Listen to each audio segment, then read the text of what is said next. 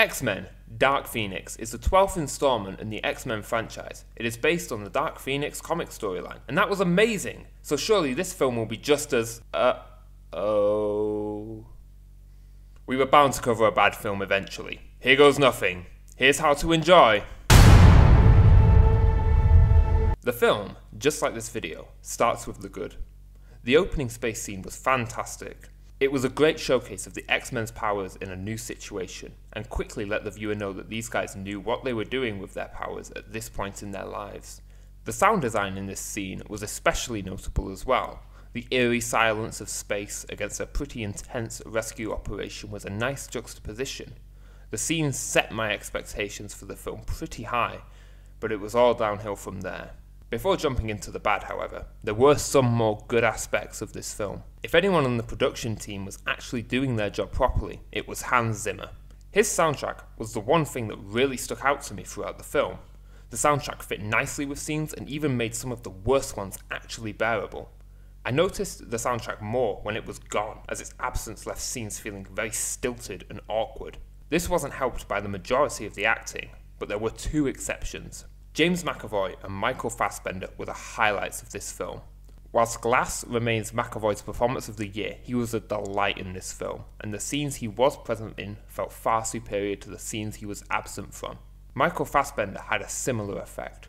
The film managed to work its way out of the slump that followed the space scene when Fassbender showed up. He actually felt like a character in this film, and delivered lines with actual emotion. The visual effects here were pretty good, in places. The massive variance in VFX quality was very jarring, but on the good side of this line was the opening space scene, the scene on the street from the trailer, and the facial effects on Sophie Turner. The Quicksilver runs throughout the film looked as good as ever too, even if they were a little short. That wraps up the good elements of this film. Now it's time to move on to the part of the review that you're all here for.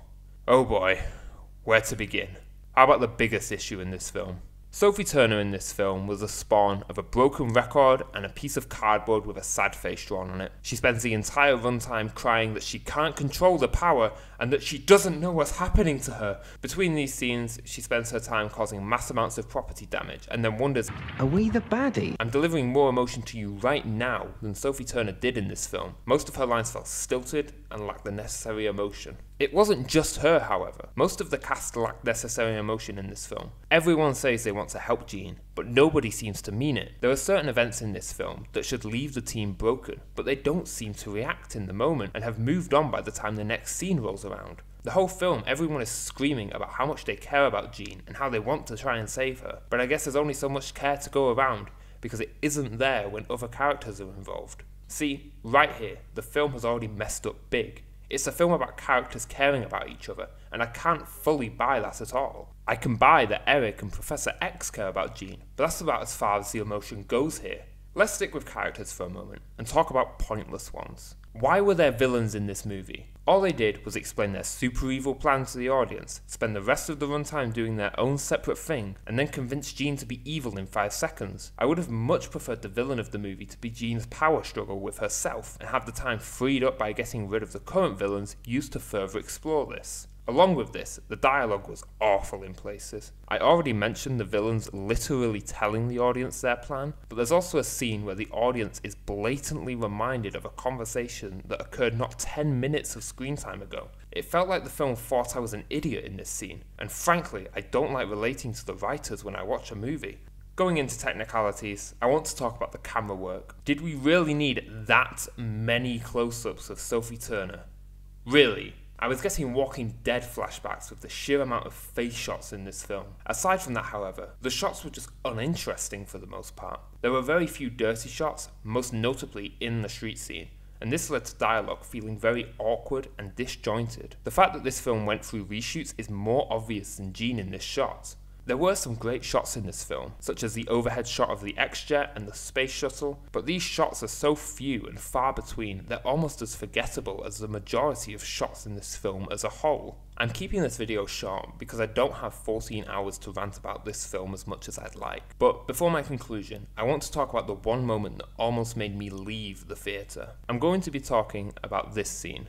There will be minor spoilers, but nothing to do with the main cast. But if you do want to avoid spoilers at all costs, skip to this time. In this scene, Jean is teaching the military a lesson in flight. She crashes this helicopter and then proceeds to lift another one off the ground with the pilots still inside. Now, if you were one of said pilots, you'd probably freak out, maybe try to bail. Well, these guys must be absolute professionals at holding their nerve, because they just sit there static. Like, why aren't you doing anything? There's a crazy lady levitating your helicopter!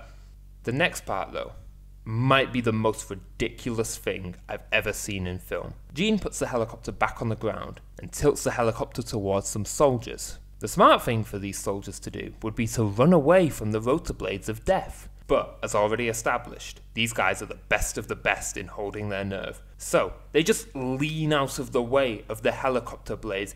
They just lean out of the way. This is an actual thing that happens in this movie. I wish I could make this up. Luckily, I have devised a way to enjoy this film, and I call it the Jean Grey drinking game. It's very easy. Simply drink every time. There's a close-up of Sophie Turner. Jean is angsty about how she can't control the power. Jean is upset because she don't know what's happening to me. Somebody is yelling at Professor X regarding Jean. Jean freaks out and does this. Jean's hair goes full Captain Marvel. Jean says, I feel great. You feel great? Yeah, really great. Go ahead and hit me. Sophie Turner delivers a line worse than me. One last note. This film upsets me, because if you couldn't already tell, I love movies. I really wish every film could be amazing, but some have to fall flat. What I hope is that I've helped you find a way to enjoy this movie, either through watching this review or playing the drinking game whilst watching the movie. That's what this channel is for, enjoyment. And I think finding enjoyment in bad movies is just as important as finding enjoyment in masterpieces. I can't thank you guys enough for the support on the last video. The views, the comments, and the watch time all made my day, and I can't wait to keep making content and keep growing. If you enjoyed the content and wish to support me, please subscribe. It means the absolute world.